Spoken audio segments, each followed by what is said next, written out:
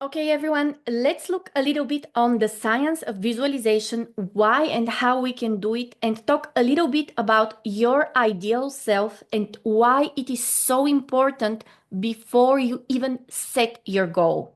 Let's start with why visualize. It's been recorded that athletes like Michael Phelps visualize how they get into the water. And by the way, Michael Phelps is a golden medalist in swimming.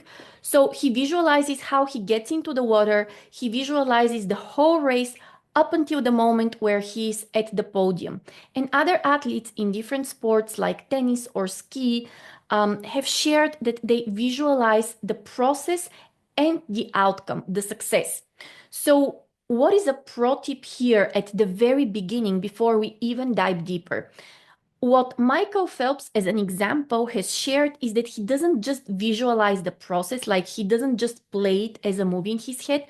He feels everything that he would feel. He feels the temperature of the water on his body. He kind of see himself swimming. Then he feels how he's going out of the water and how the temperature is changing between in and outside the water. Then he visualizes himself standing on the podium, the emotions that he's feeling when he's at the podium, and the emotion that he gets when he receives the golden medal. And that's very, very important. When you visualize, the more sensory information you put in, the more effective your visualization will become. Here, I would like to point out two other very important pro tips. The first one is visualization itself never works. The law of attraction and all of that, it's honestly very unscientific. Visualization is something that enhances your action, drives your motivation, and improves the quality of your results. However, you cannot achieve results only by visualizing. This is supposed to make the process of action, of taking steps, more energized, feeling better, and improve your confidence, but not drive the results without any action. So this is a very important pro tip. Another pro tip is if you become too attached to the end result, your visualization can have a negative result. So I want to emphasize this again, and you will see it on the screen. If you become too attached to the end result, your visualization may hinder your results. So what does that mean? It means that you're going to visualize the entire process. You're going to, just like Michael Phelps, feel the temperatures, hear the sounds, see the pictures. And once you're done visualizing, you kind of forget about it and you go with your daily tasks and with your daily steps. Creators also use visualization. Sarah Dixy and Kebby Lane have shared that they also visualize how they do their magic with their reels, with their short videos, and they visualize the process but also the end results. And by the way, you are using visualization too. Every time when we daydream, we are using visualization.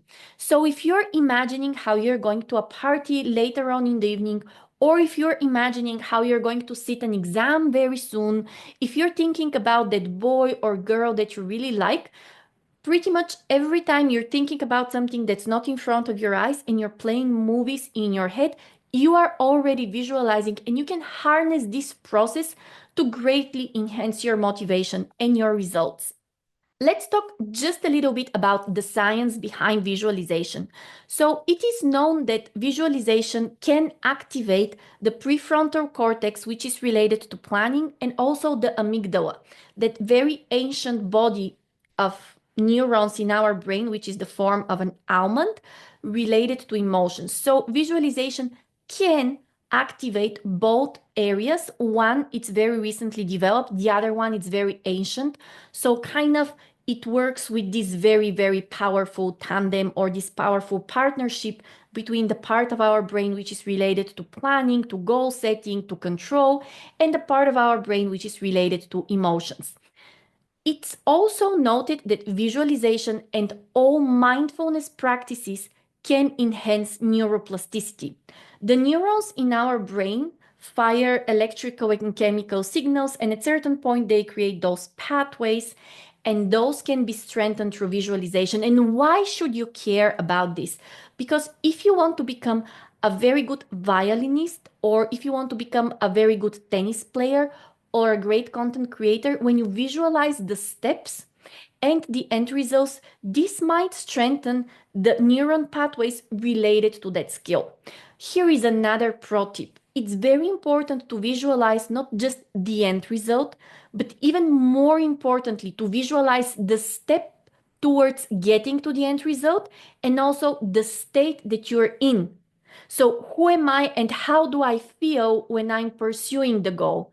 Not when I'm achieving it, but when I'm pursuing it. And here comes the topic of visualizing my ideal self. Who am I? What qualities do I have as I pursue a career or a business that I love or a goal that's very inspiring to me?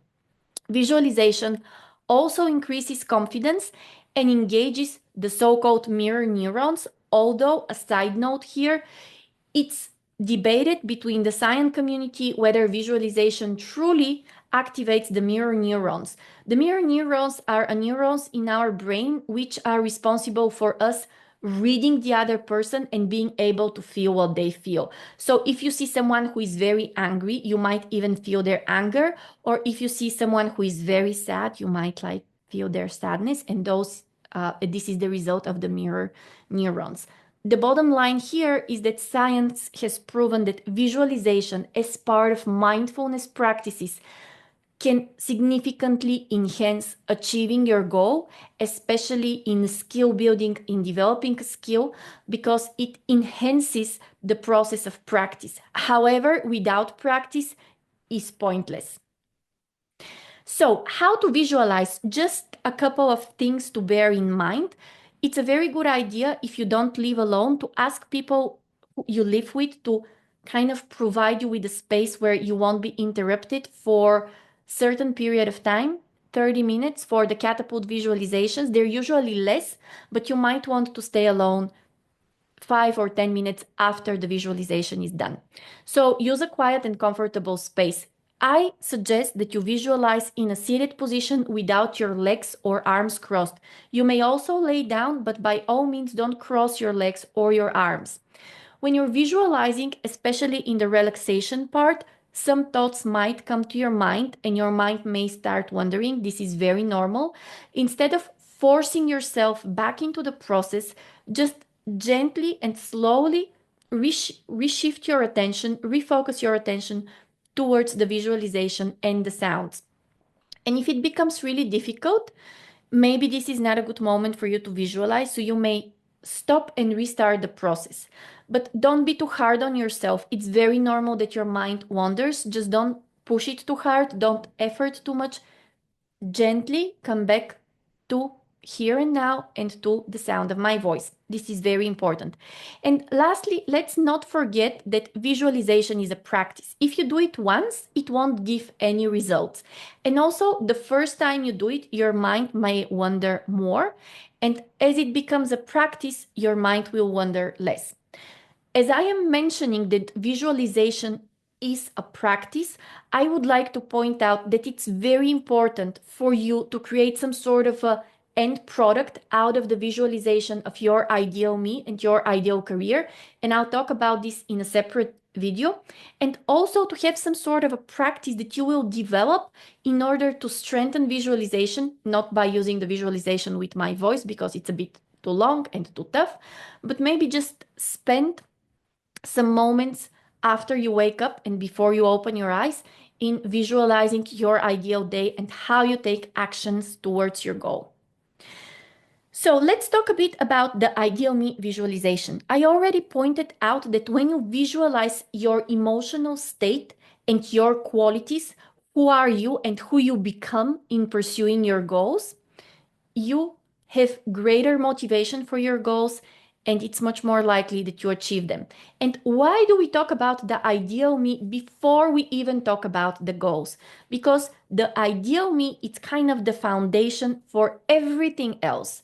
And if we do the goals first and the ideal me second, it's almost like putting the carriage in front of the horse, and we don't want to do that. So your story, what you tell yourself about who you are, what you're capable of, what you deserve, is your life.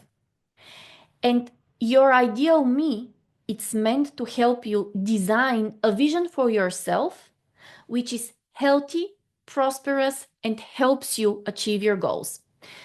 Everyone says that a meaningful life, it's a life with sense of direction. There are many studies and many authors who emphasize on this, and I won't bore you with that facts and evidence and researches. I'll probably do it on an optional video.